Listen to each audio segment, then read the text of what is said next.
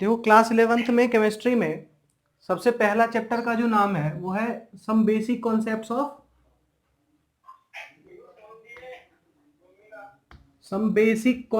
Of chemistry.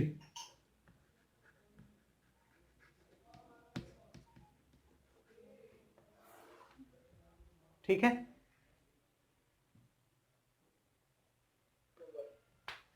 अब देखो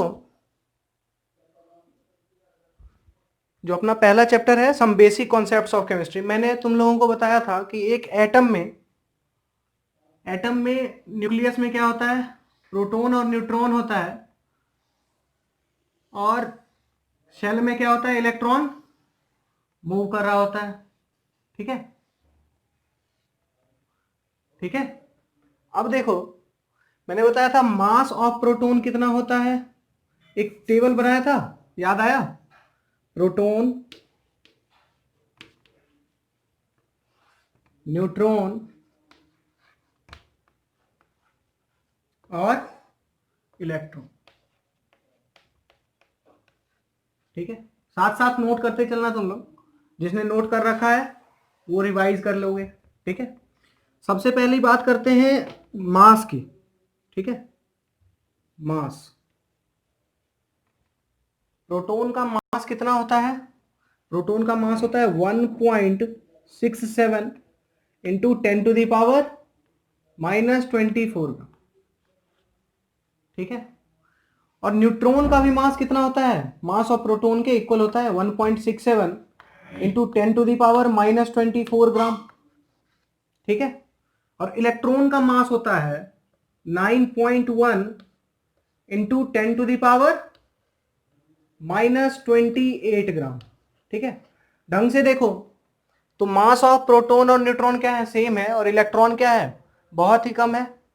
ठीक है, और ये रेशियो होता है, एक बार तुम लोग नोट कर लो, मास ऑफ प्रोटॉन इक्वल होता है 1860 टाइम्स मास ऑफ इलेक्ट्रॉन। इसका मतलब समझो, इसका मतलब ये है कि अगर एक प्रोटॉन लोगे तो 1860 टाइम्स इलेक्ट्रॉन के बराबर होगा। मतलब देखो अगर तुम्हारे पास वेइंग मशीन है तो तराजू के एक तरफ अगर तुम प्रोटॉन रखोगे, एक प्रोटॉन, तो दूसरे तरफ तुम्हें 1860 प्रोटॉन इलेक्ट्रॉन तुम्हें रखना पड़ेगा, है ना, तब जाकर दोनों का वैल्यू क्या होगा, सेम होगा। अब देखो चार्ज की बात करते हैं, ये देखो ये नंबर जो होंगे ना थोड़ी देर में इंपॉर्टेंट हो जाएंगे, इस नंबर को तुम लोग पढ़े भी होगे। ये नंबर क्या होता है, एएमयू के इक्वल होता है ना, ये जो नंबर है ये क्या होता है, एएमयू। अब देखो मास की बात हो गई, अब बात करते हैं चार्ज की। ठीक है, चार्ज, प्रोटॉन पे चार्ज कितना होता है, 1.6 इंटू 10⁻⁻19 कुलम, है ना। कुलम क्या होता है, चार्ज का यूनिट होता है। ठीक है, 1.6 इंटू 10⁻⁻19 कुलम। उसके बाद देखो न्यूट्रॉन पे चार्ज क्या होगा, 0। ठीक है, और इलेक्ट्रॉन पे चार्ज कितना होता है, इलेक्ट्रॉन पे जो चार्ज होगा वो होगा -1.6 इंटू 10⁻⁻19 कुलम। ठीक है, चार्ज का सबसे बेसिक यूनिट इलेक्ट्रॉन होता है। ठीक है, चार्ज का सबसे बेसिक यूनिट इलेक्ट्रॉन होता है।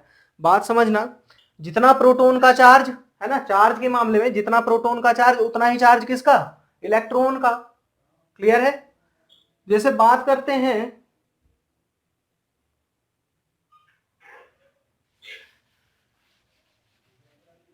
ठीक है, ये नोट कर लो। अब जैसे देखो मैं बोल रहा हूं सोडियम एटम, ठीक है, सोडियम कितने इलेक्ट्रॉन हो गए, 11। इलेक्ट्रॉनिक कॉन्फ़िगरेशन अगर लिखो तो 2,8,1, 11 है, और मास नंबर इसका कितना है, 23। यहां तक क्लियर है ना सबको? अब देखो इसका मतलब हुआ इसमें प्रोटॉन कितने हैं, ये क्या होता है, एटॉमिक नंबर, जितने प्रोटॉन होते हैं 11। और चूंकि इन सोडियम क्या है, सोडियम तुम्हारा न्यूट्रल है, इस पे कोई चार्ज नहीं है ना, एटम पे कोई चार्ज नहीं होता, प्लस माइनस कुछ नहीं, तो जितने प्रोटॉन उतने ही इलेक्ट्रॉन, चार्ज बराबर होंगे ना, इसीलिए तो न्यूट्रल है। इतने ही क्या हो गए, नंबर ऑफ इलेक्ट्रॉन। और न्यूट्रॉन क्या होगा, न्यूट्रॉन देखो ये होता है ये एटॉमिक नंबर है, जेड से डिनोट करते हैं, और इसे किससे डिनोट करते हैं, एटॉमिक मास। इसे क्या बोलते हैं, एटॉमिक, ये मास नंबर बोलते हैं ना, मास नंबर। ठीक है, मतलब अभी समझाऊंगा, समझ में आ जाएगा। और ये हो गया तुम्हारा atomic, atomic number. Mass number जो होता है, नोट करते जाना साथ साथ, ठीक है। मास नंबर जो होता है न्यूट्रॉन प्लस प्रोटॉन के नंबर के इक्वल होता है, और एटॉमिक नंबर जो होता है वो सिर्फ और सिर्फ प्रोटॉन के इक्वल होता है। तो देखो 11 तुम्हारा क्या है, एटॉमिक नंबर। कितना हो गया, प्रोटॉन इज इक्वल टू 11। चूंकि इस पे कोई चार्ज नहीं है तो सोडियम का प्रोटॉन 11 तो इलेक्ट्रॉन भी 11। बोलो समझ में आ गई। अब देखो न्यूट्रॉन जो होगा वो क्या होगा, 11 प्लस, देखो न्यूट्रॉन क्या होगा, मास नंबर में होगा 11 प्लस प्रोटॉन, न्यूट्रॉन का नंबर कितना हो जाएगा 23। तो न्यूट्रॉन हो जाएगा तुम्हारा 23 माइनस 11, है ना, कितना आ जाएगा 12। अब देखो सोडियम को बनाते हैं, है ना, ये तुम्हारा क्या हो गया, सोडियम हो गया। सोडियम में कितने शेल हैं, 3 शेल हैं। पहले शेल में 2 इलेक्ट्रॉन, दूसरे में 8, तीसरे में 1। ठीक है, अब देखो पहले में कितने इलेक्ट्रॉन हैं, 2 इलेक्ट्रॉन हैं, दूसरे में 8 इलेक्ट्रॉन है।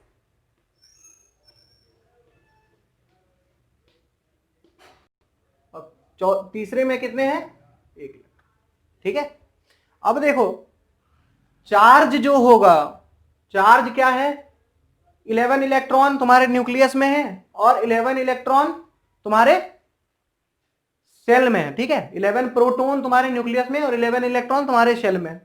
जितने प्रोटॉन उतने ही इलेक्ट्रॉन, इसी वजह से चार्ज नहीं है, न्यूट्रॉन पे कोई चार्ज नहीं होता है। अब देखो समझना अच्छे से,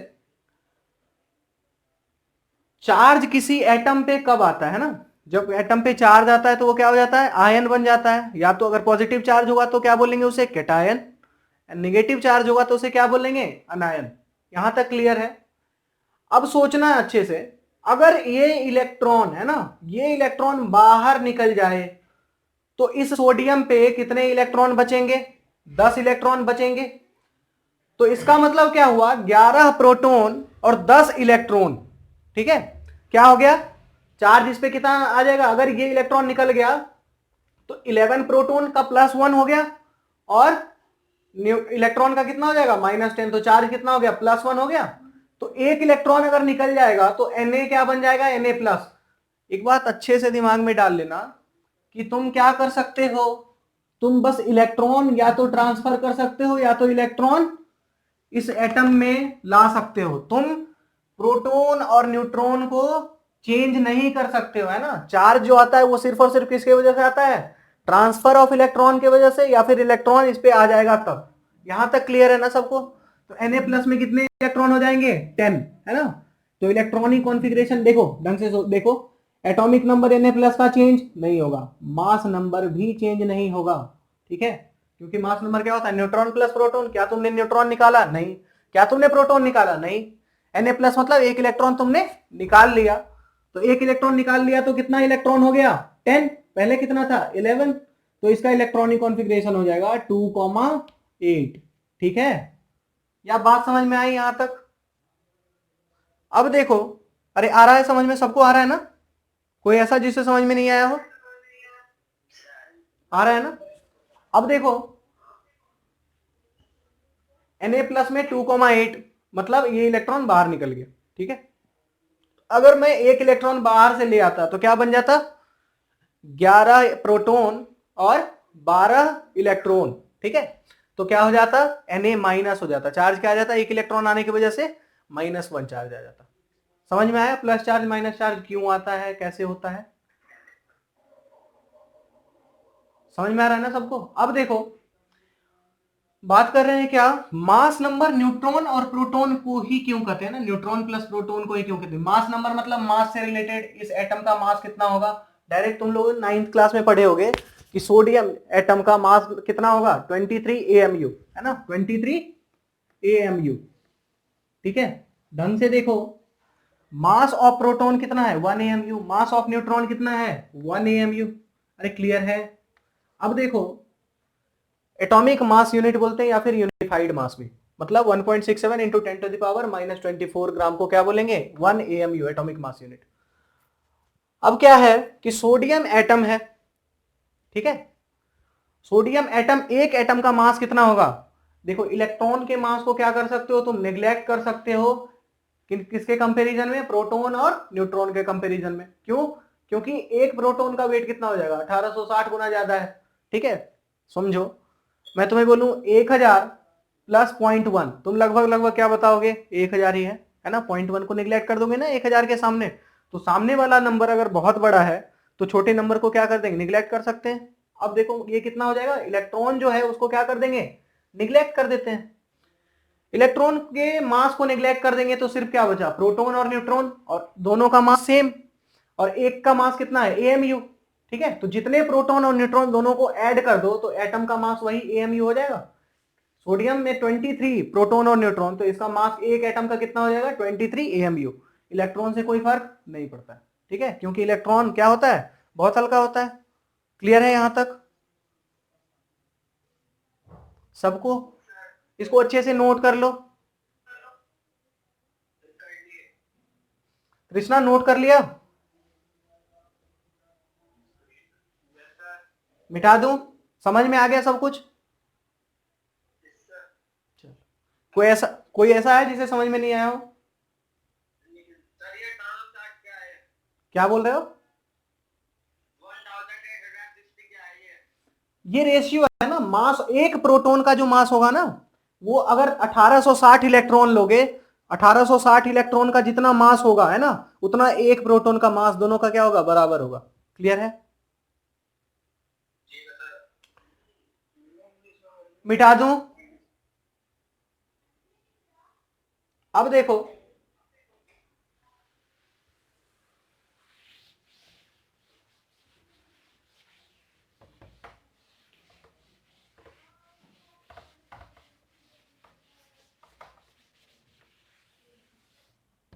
मैंने तुम लोगों को बताया था एवोगाड्रो नंबर्स। देखो, एक प्रोटॉन का मास कितना होता है? 1.67 इंटू 10⁻⁻24 ग्राम, ठीक है। अब देखो, 1 ग्राम, है ना, 1 ग्राम प्रोटॉन में कितना नंबर होगा? 1 डिवाइडेड बाय 1.67 इंटू 10⁻⁻24, जो कि कितना है? 1/AMU, है ना, 1/AMU। और इसका जो वैल्यू आता है 1/1.67, ये आता है 6.022 इंटू 10⁻23, ठीक है। अभिनव माइक बंद कर लो। देखो, 6.022 इंटू 10⁻23, जो कि इसको क्या बोलते हैं? इसी नंबर को बोलते हैं एवोगाड्रो नंबर। इसको क्या बोलते हैं? एवोगाड्रो नंबर, AN, है ना, NA, है ना, A से एवोगाड्रो, N से नंबर। और ये देखो, एवोगाड्रो नंबर किसके इक्वल आया? 1/AMU के इक्वल आया, AMU। तो देखो 1/AMU किसके इक्वल आया? एवोगाड्रो नंबर के इक्वल आया। और एवोगाड्रो नंबर को मल्टीप्लाई करोगे AMU से तो कितना आएगा? 1 ग्राम आएगा। बोलो क्लियर है? इस नंबर को, एवोगाड्रो नंबर जो है, इतने नंबर अगर हो गया तो इसे क्या बोलते हैं? इसे बोलते हैं 1 मोल, ठीक है। इसे क्या बोलते हैं? 1 मोल। 6.022 इंटू 10⁻23 को क्या बोलेंगे? 1 मोल, ठीक है। और ये नंबर यही क्यों आया? क्योंकि एक इलेक्ट्रॉन का मास कितना होता है?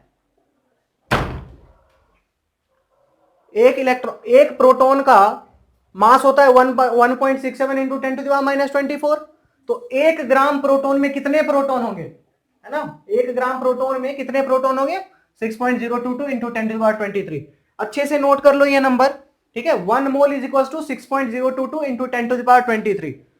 समझ में आ गया सबको? और ये समझ में आया, Na into AMU is equal to 1 gram. मतलब अगर एवोगाड्रो नंबर के इक्वल AMU क्या वेट का कुछ लोगे, ठीक है, तो टोटल वेट कितना होगा? 1 ग्राम। मतलब समझना कि 1 मोल प्रोटॉन का मास कितना होगा? 1 ग्राम। 1 मोल न्यूट्रॉन का मास कितना होगा? 1 ग्राम। क्लियर है यहां तक? एटॉमिक मास यूनिट है ना, एटॉमिक मास यूनिट होता है AMU। एटम का मास का यूनिट है, सबसे छोटा यूनिट है ना, एटम को इसी के यूनिट में मेजर करते हैं, AMU। प्रोटॉन का मास होता है ना AMU, एक प्रोटॉन का मास AMU। तो देखो सोडियम में, जैसे मान लो मैग्नीशियम है, अच्छे से समझना, मैग्नीशियम है, कितना होता है इसका एटॉमिक मास? 24। तो 24 प्रोटॉन और न्यूट्रॉन, तो एक मैग्नीशियम एटम का मास कितना होगा? 24 AMU। ठीक है, अब समझ में आया? अरे एक प्रोटॉन का मास जो होता है वो कितना आता है? AMU होता है, 1 AMU। मैग्नीशियम में कितने हैं प्रोटॉन और न्यूट्रॉन? दोनों का मास बराबर है ना, प्रोटॉन और न्यूट्रॉन का। तो 24 प्रोटॉन और न्यूट्रॉन है, तो 24 AMU होगा मैग्नीशियम का वेट। एक मैग्नीशियम एटम का वेट कितना होगा? 24 AMU। समझ में आया?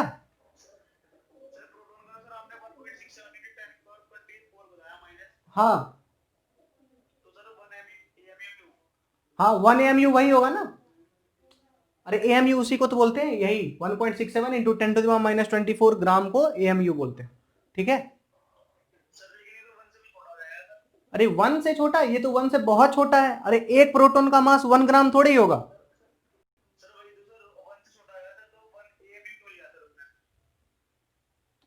अरे AMU इस मास को बोलते हैं। देखो AMU जो होता है, ये होता है 1.67 इंटू 10⁻⁻24 ग्राम। ठीक है, इस नंबर को AMU बोलते हैं। क्यों? क्योंकि एक प्रोटॉन का ये मास होता है। ठीक है, समझ में आ गया? चलो, कौन सा लास्ट लाइन? कौन सा बताओ? ये यहां तक समझ में आ गया कि 1/AMU Na होता है एवोगाड्रो नंबर। तो AMU को इधर मल्टीप्लाई कर दो, एवोगाड्रो नंबर इंटू AMU क्या हो जाएगा? 1 आ जाएगा। अरे वहीं पे क्रॉस मल्टीप्लीकेशन नहीं आती है तुम्हें? मिटाऊं? अब देखो, चलो माइक बंद कर लो तुम लोग अपना।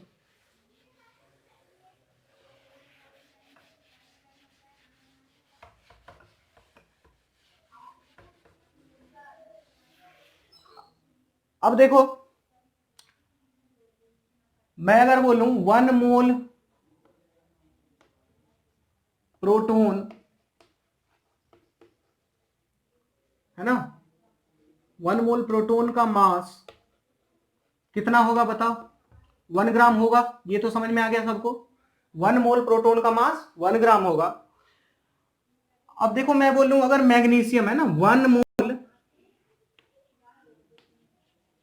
मैग्नीशियम, जिसका एटॉमिक नंबर कितना होता है? 12, और मास नंबर कितना होता है?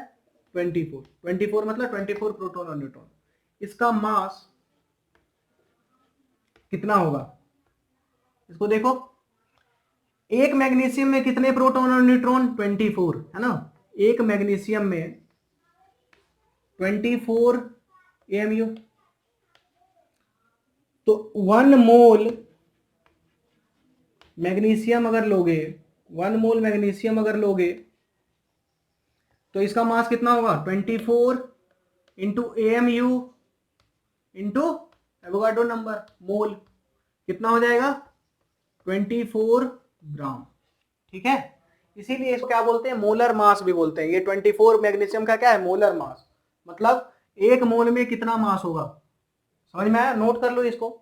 एक और एग्जांपल देता हूं, साथ साथ नोट करते चलो। दूसरा एग्जांपल देखो, अगर मैं बोलूं एल्यूमिनियम, ठीक है, एल्यूमिनियम का मोलर मास कितना होता है? 27। इसका मतलब ये समझो, मोलर मास 27 है ना, मास नंबर 27। 1 मोल एल्यूमिनियम का मास कितना होगा 27। क्लियर है यहां तक? सबको क्लियर है ना? अगर मैं बोलूं सल्फर जिसका मोलर मास कितना होता है 32, तो 2 मोल सल्फर का मास कितना होगा?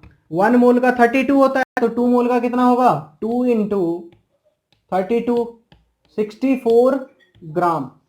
ठीक है, मतलब सल्फर एटम, अगर 2 मोल सल्फर एटम लोगे तो टोटल मास उसका कितना हो जाएगा 64 ग्राम।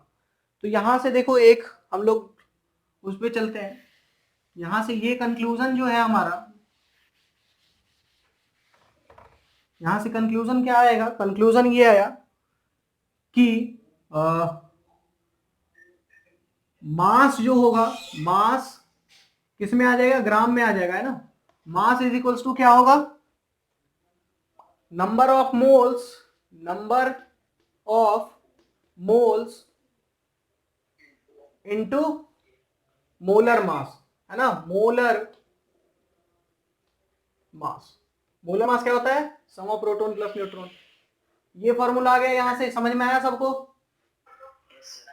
सबको आ गया ना? कोई है ऐसा जिसे समझ में नहीं आया?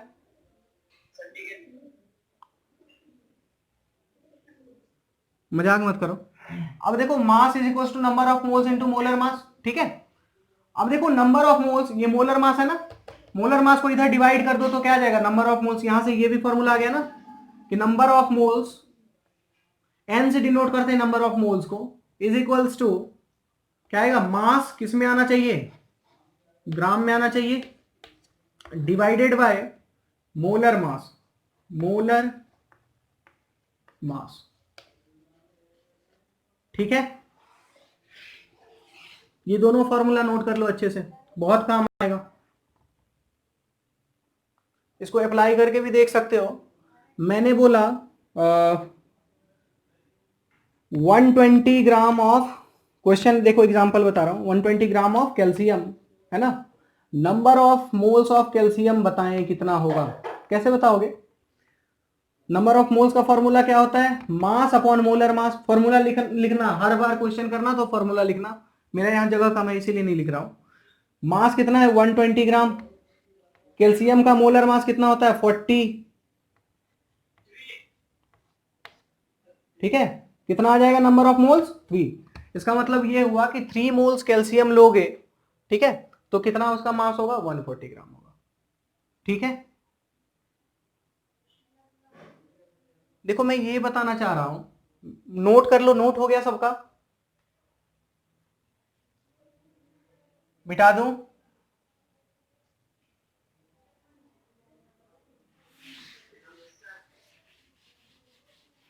अब अब देखो,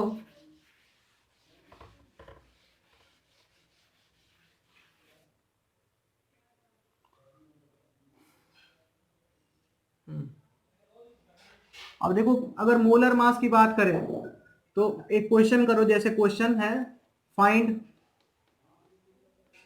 मोलर मास ऑफ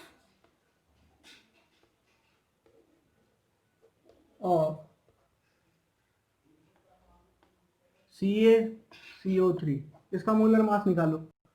देखो मैं बता रहा हूं सॉल्व करके कि मोलर मास ऑफ CaCO3 क्या होगा? कैल्शियम से बना है, एक कैल्शियम, है ना। Molar mass of calcium plus molar mass of carbon plus 3 times molar mass of oxygen. ठीक है, ढंग से देखो, मोलर मास ऑफ कैल्शियम कितना होगा? 40। कार्बन का कितना होता है? 12। ऑक्सीजन का कितना होता है? 3। ऑक्सीजन का देखो कितना हो जाएगा? 16, है ना। तो 3 है, 3 ऑक्सीजन है, इसीलिए 3 इंटू 16 कितना हो गया? 40 प्लस 12 प्लस 48 कितना आ गया? 60 आ जाएगा। 60 प्लस 40 100। समझ में आया? तो किसी भी मॉलिक्यूल का, किसी भी कंपाउंड का मोलर मास तुम लोग निकाल लोगे ना आप? हाँ, चलो अब क्वेश्चन मैं देता हूं, find molar mass of, next question लिखो। हाँ हाँ, मोलर मास को ग्राम में नहीं लिखेंगे ना, मोलर मास है वो AMU है, ठीक है। एक एटम का मास, समझ। मोलर मास मतलब होगा कि एक मोल उतना लोगे तो कितना ग्राम आएगा, ठीक है। एक मोल एटम लोगे या एक मोल मॉलिक्यूल लोगे तो कितना मास आएगा, तो ग्राम में आ जाएगा, एक मोल में तो ग्राम में आएगा, ठीक है। फाइंड मोलर मास ऑफ, देखो मोलर मास का यूनिट ग्राम में होगा, एक एटम का मास बोले ना, मास नंबर, उसका यूनिट क्या होगा, उसका यूनिट एमयू होगा, ठीक है। समझो ना, एक एटम बहुत हल्का होगा, है ना, और एक मोल क्या होगा, बहुत सारे एटम होंगे तो थोड़ा वेट तो आएगा उसमें, तो ग्राम में आ जाएगा, ठीक है। एक एटम को देख नहीं पाते ना, तो वेट कैसे कर पाएंगे एक एटम का, समझ में आया। ये तो इलेक्ट्रॉन प्रोटॉन न्यूट्रॉन का वेट निकाल कर हम लोग कर रहे हैं काम। देखो ठीक है, अब देखो कार्बन का कितना होगा, mass of, molar mass of carbon plus molar mass of hydrogen, 3 से मल्टीप्लाई करना पड़ेगा, plus molar mass of oxygen plus molar mass of hydrogen.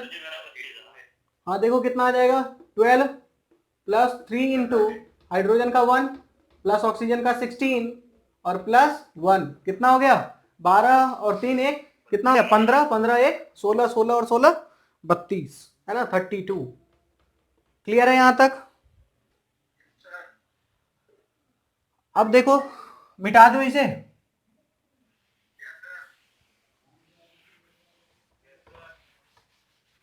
अब देखो क्वेश्चन करो,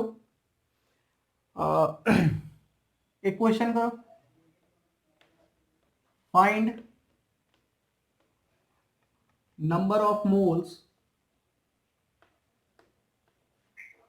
find number of moles of, लिखते जाता हूं मैं, ठीक है,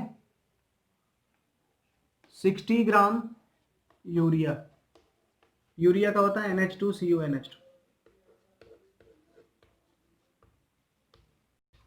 ठीक है। 55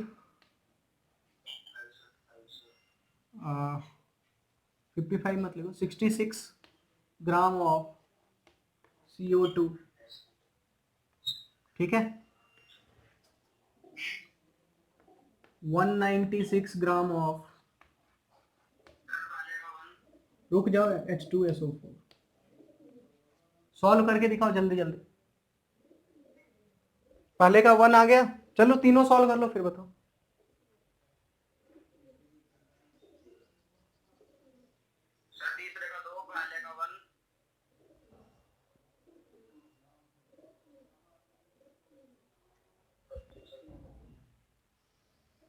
तीसरे का 2 आ गया,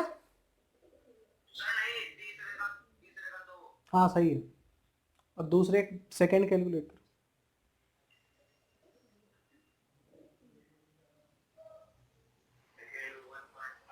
वेरी गुड। अब देखो सबसे पहला क्वेश्चन है, सबसे पहला मैं सॉल्व करके बताता हूं। अब मोलर मास में अलग अलग कैलकुलेट नहीं करूंगा, देखो नाइट्रोजन,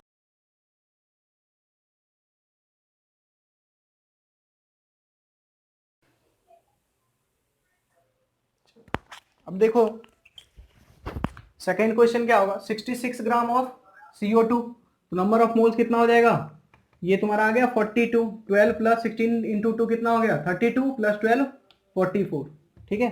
तो मोल्स आ जाएगा तुम्हारा 66 डिवाइड बाय 44, किसके टेबल में आएगा, 22 के टेबल में, ये 3 बार ये 2 बार, तो 3/2 मोल्स मतलब 1.5 मोल्स, ठीक है।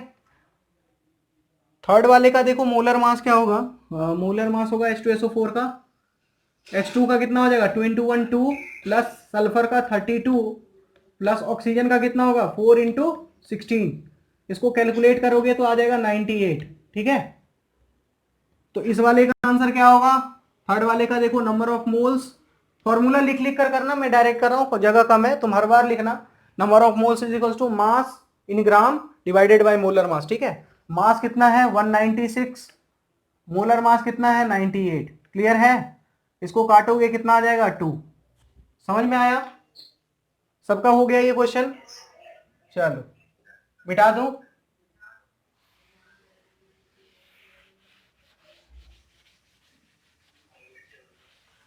अब देखो बातें मत करो बिल्कुल भी।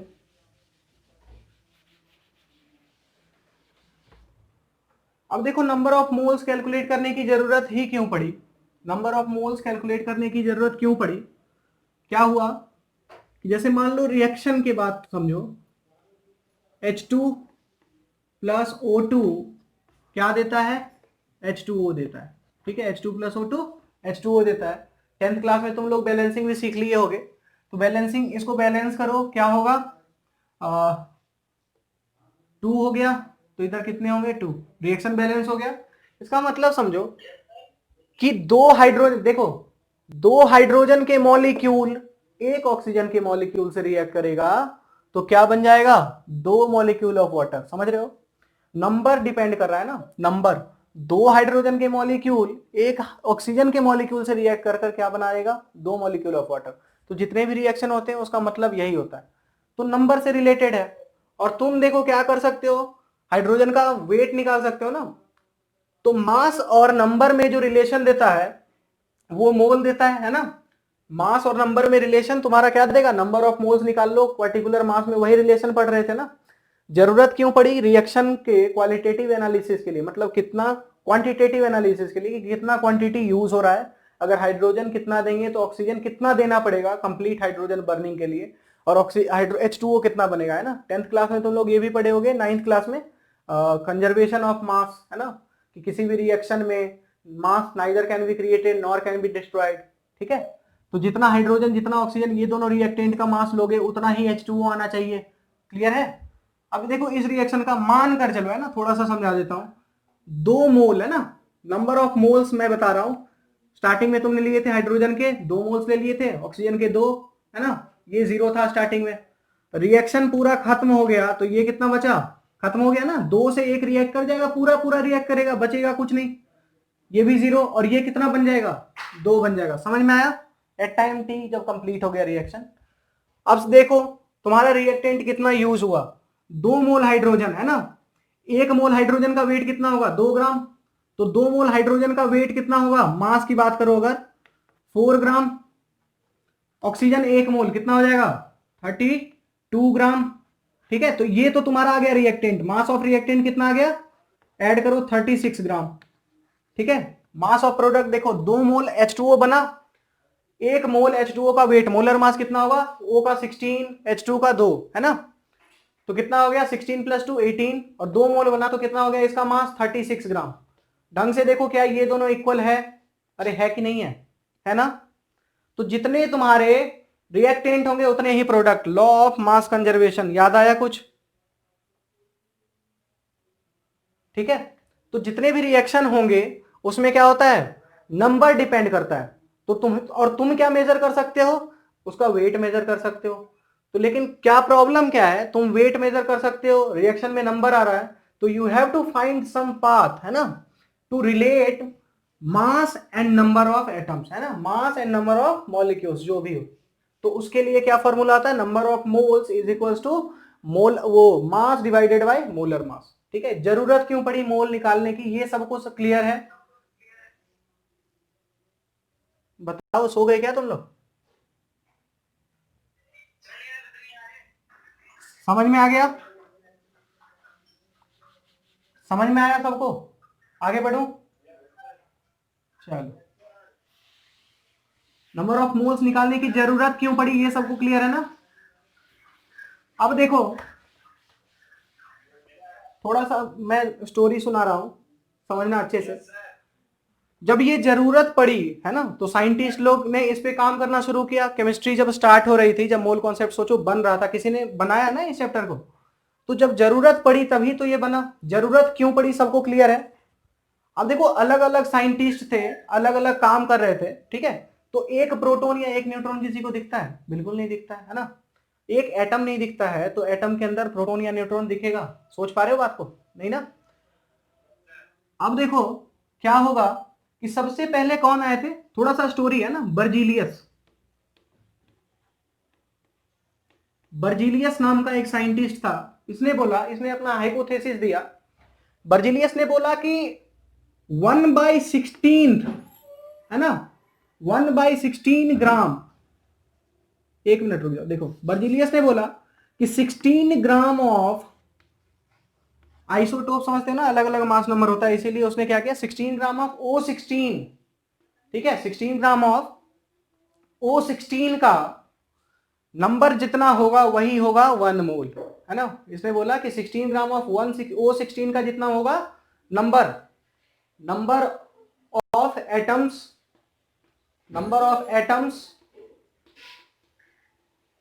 containing by 16 gram of O16 is equals to 1 mole, ठीक है। अब देखो फिजिक्स, ये तो केमिस्ट्री में चल रहा था, पैरेलली फिजिक्स वाले जो साइंटिस्ट थे वो भी ढूंढ रहे थे कुछ कुछ, ठीक है। तो फिर दोनों में क्या हुआ, थोड़ा सा ना मतभेद हो गया है ना। उसके बाद क्या आया, तो ये जो है देखो सब ढंग से देखो, अब तो तुम्हारे पास मोल्स का फॉर्मूला वगैरह सब है, रिलेट करके देखो।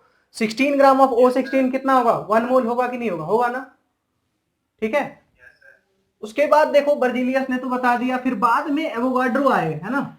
एवोगाड्रो ने बताया, उसने कार्बन एटम से एक्सपेरिमेंट किया और उसने बताया कि नंबर ऑफ मोल्स का डेफिनेशन बताया कि number of atoms containing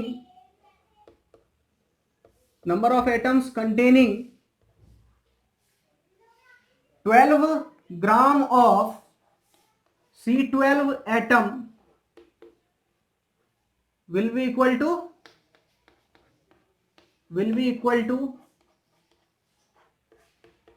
1 mole, ठीक है। अब देखो 1 मोल का जो अभी डेफिनेशन तुम लोगों की बुक में है, जो पढ़ना है यही है कि 12 ग्राम ऑफ C12 एटम जो होंगे, जितने नंबर ऑफ एटम कंटेन करेंगे, that will be equal to 1 mole, ठीक है। और ये किसने दिया था, ये दिया था हमारे एवोगाड्रो साइंटिस्ट ने ना। और इसीलिए इस नंबर को 1 मोल में जितना नंबर होता है उस नंबर को एवोगाड्रो नंबर बोलते हैं। कितना होता है, 6.022, दैट इज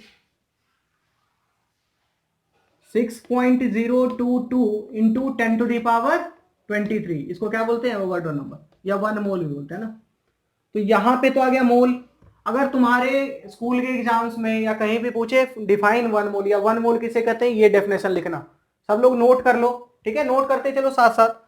और उसके बाद देखो एवोगाड्रो ने ये भी बताया कि 1/12 of 1/12th part of C12 atom is 1 AMU। ढंग से सोचना है ना दोनों में। एटम बोल रहा है ये बोल रहा है 12 ग्राम, समझ रहे हो। एक एटम में कितना है इसका मास होगा, कार्बन का इसने बताया कि कार्बन जो होता है, कार्बन से ही नोट किया गया था, ठीक है, कार्बन को लेकर एक्सपेरिमेंट किया गया था, एवोगाड्रो ने किया। तो इसने बोला कि 1/12th part of C12 atom में जितना मास होगा दैट विल बी 1 AMU। ढंग से सोचो, 12 प्रोटॉन और न्यूट्रॉन होते हैं, दोनों का मास सेम, उसका 1/12 कर दो तो एक प्रोटॉन का ही तो मास है या एक न्यूट्रॉन का ही तो मास है। तो वो किसके इक्वल आ गया, 1 AMU के इक्वल आ गया, एटॉमिक मास यूनिट, ठीक है। 1 एटॉमिक मास यूनिट जो हुआ वो क्या हो गया, C12 एटम का 1/12th पार्ट। तो AMU और मोल्स में अंतर समझ में आ गया, जिसका इसका वैल्यू आता है which is that is 1 AMU, है ना। AMU का वैल्यू कितना आया, 1.67 इंटू 10 टू दी पावर -24 ग्राम, ठीक है। तो एवोगाड्रो नंबर और AMU समझ में आ गया, और इन दोनों को जब मल्टीप्लाई करो तो कितना आ जाएगा, 1 आ जाएगा। अब देखो एवोगाड्रो ने बोला कि अगर 1/12 ऑफ C12, तो यही सेम चीज हम रिपीट कर सकते हैं, अपने मन से सोच कर देखना, 1/16 ऑफ O16, ठीक है, 1/40 ऑफ कैल्शियम। समझ में आ रहा है, सबको क्लियर है, चलो नोट कर लो, ये AMU का डेफिनेशन नोट कर लो, और किसका, नंबर ऑफ मोल्स का डेफिनेशन नोट कर लो। फिर आगे नोट कर लिया सबने, मिटा दूं, चलो ठीक है। तो यहां तक आज समझ में आ गया सबको अच्छे से।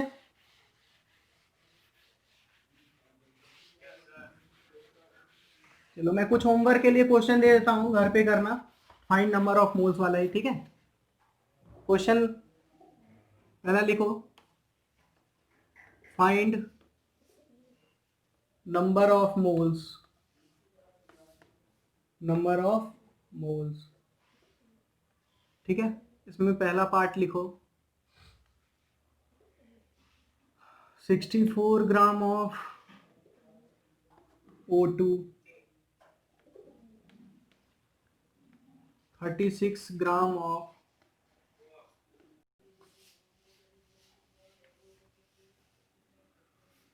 Nitrogen N2,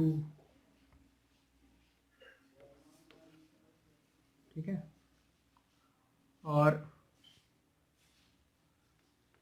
100 gram of CH3COOH, ठीक है। ये 3 क्वेश्चन आराम से हो जाएंगे। दूसरा लिखो, फाइंड मास ऑफ, पहला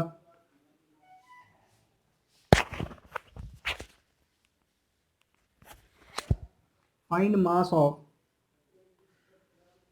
3 moles of CaSO4 calcium sulphate.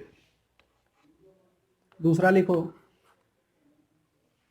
5 moles of O3। तीसरा लिखो, 16 moles of H2O, ठीक है। नोट कर लिया क्वेश्चन सबने? ये होमवर्क के लिए, ठीक है। होमवर्क कर लेना, नेक्स्ट क्लास में आंसर में बता दूंगा, ठीक है, डिस्कस कर दूंगा। थोड़ा सा और बताता हूँ, अभी मिटा दूं? रुको रुको 1 मिनट रुको, देखो मैं समझाता हूँ इसमें। देखो 3 moles ऑफ CaSO4 है, ठीक है, कि CaSO4 किस किस से मिलकर बना है? कैल्शियम, सल्फर, ऑक्सीजन के 4 मॉलिक्यूल। मैं बोलूँ इसमें कि CaSO4 है ना, 3 moles ऑफ CaSO4 में ऑक्सीजन के कितने मोल्स होंगे बताओ? सिर्फ ऑक्सीजन का मैं पूछ रहा हूँ, 3 moles में कितने होंगे? देखो 1 मोल CaSO4 में ऑक्सीजन का कितना मोल होगा? 4 मोल होगा। अरे होगा, एक मॉलिक्यूल में 4 ऑक्सीजन है, एक मोल मॉलिक्यूल में 4 मोल ऑक्सीजन होंगे, ठीक है। तो 3 मोल में कितना ऑक्सीजन होगा? 4 × 3 कितना होता है? 12 होता है, ठीक है। तो 1 मोल CaSO4 में ऑक्सीजन का कितना मोल होगा? 12 मोल होगा, ठीक है। मैं बोलूं इसमें ऑक्सीजन एटम का कितना मोल होगा? 5 मोल्स ऑफ O3 में ऑक्सीजन एटम का कितना मोल होगा? ढंग से देखना, एक मॉलिक्यूल में कितना ऑक्सीजन? 3 ऑक्सीजन। एक मोल मॉलिक्यूल में कितना ऑक्सीजन? 3 मोल ऑक्सीजन। तो 5 मोल में कितना ऑक्सीजन? 5 × 3 कितना होगा? 15 मोल्स ऑफ ऑक्सीजन एटम होंगे। मतलब अगर 5 moles of O3 atom will contain 15 moles of oxygen atom, है ना। 5 मोल्स ऑफ O3 मॉलिक्यूल होगा, है ना। अब देखो 16 मोल्स ऑफ H2O है। मैं तुमसे पूछूं कि इसमें हाइड्रोजन के कितने मोल्स होंगे? एक मॉलिक्यूल में कितना हाइड्रोजन एटम? 2। एक मोल में कितना होगा? 2 मोल होगा। 16 मोल में कितना होगा? 16 × 2 कितना हो गया? 32 मोल्स ऑफ हाइड्रोजन एटम। इसका मतलब समझो 16 moles of H2O molecule will contain 32 moles of hydrogen atom. सबको समझ में आ गया ये बात? है कोई ऐसा जिसे समझ? हाँ, अब देखो आ गया सबको? कोई है ऐसा जिसे समझ में नहीं आया?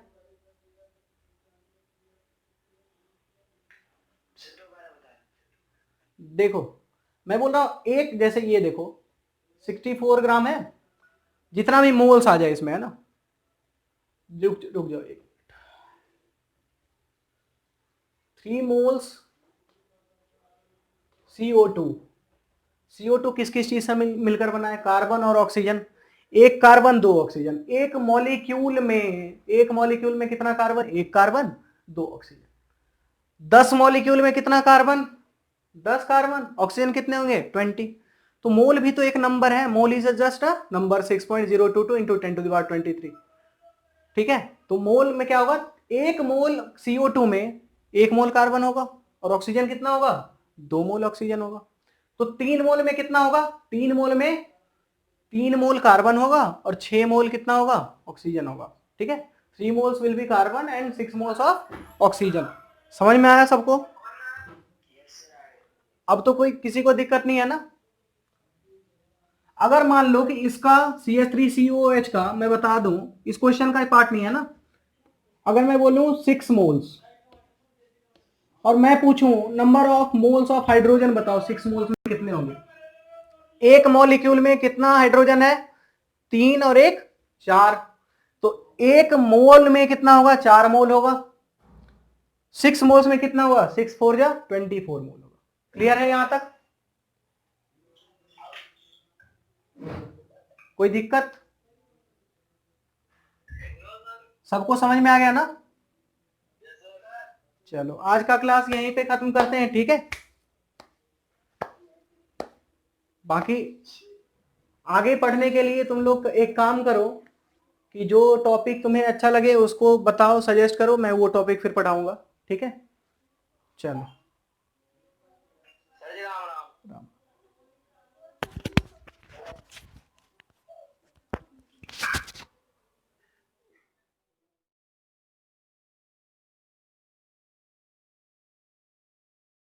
अगर आपको टॉपिक अच्छे से समझ में आया है तो आगे इसको लाइक कर दें और अपने फ्रेंड्स के साथ भी शेयर करें और सब्सक्राइब भी कर लें।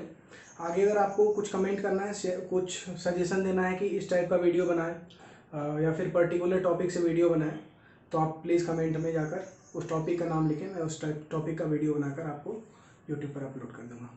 Thank you.